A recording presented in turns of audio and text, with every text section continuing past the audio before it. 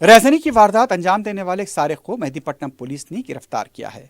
Police के मुताबिक चिर्रा के रहने वाले नजीब को 3 जून को गिरफ्तार किया गया, जब मसरूखा तलाई चेन को मिली मल्लेपल्ली चौराहे के पास फरोख्त करने की कोशिश कर रहा था। इससे उसने 1 जून को खातून के गले से छीनकर फरारी इख्तियार की थी। मुतासरा खातून ने तलाई चेन को बचाने की कोशिश करते हुए उसे मजबूती से पकड़ा था, लेकिन सारिक ने खातून को ढकेल कर नीचे गिरा दिया था।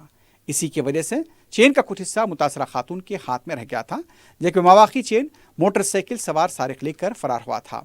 मुतासरा खातून ने मुकामी पुलिस स्टेशन में शिकायत दर्ज कराई थी। पुलिस की तफ्तीश पर मुलजिम ने अपने जुर्म का एतराफ़ किया। उसने ये बताया कि नाकाफ़ी आमदनी की वजह से गांजे और ऑनलाइन बिटनी के शौक़ को पूरा करने के लिए उसने ये वारदात अंजाम दी। मुलजिम के कब्जे से 14 ग्राम की तलाई चेन बरामद की गई है।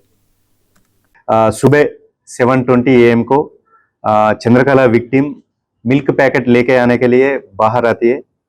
फिर उसके बाद वापस घर जाने समय में अक्यूज्ड मोहम्मद नजीब एक नंबर प्लेट लेस बाइक के ऊपर आके बाइक थोड़ा 100 मीटर दूर पार्क करके पैदल आके विथ वेयरिंग हेलमेट लगा के पैदल आके उसको पूछते हैं विजयनगर कॉलोनी इदेना, पूछ के फिर वो आंसर देते हैं और टर्न होते समय उसको ये नेक में 2 तोला 20 ग्राम्स गोल्ड चेन उसको खींचते हैं और स्कफलिंग में इसको 14 ग्राम्स का इनका हाथ को आता है, बाकी 6 ग्राम का विक्टिम का पास ही है।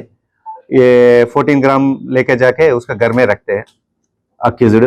फिर इसके बाद अपन पूरा सीसी फुटेज वेरीफाई करके फाइन ट्यून करके नैरो डाउन करके 24 आवर्स में विद इन ए डे में ये केस डिटेक्ट किया है।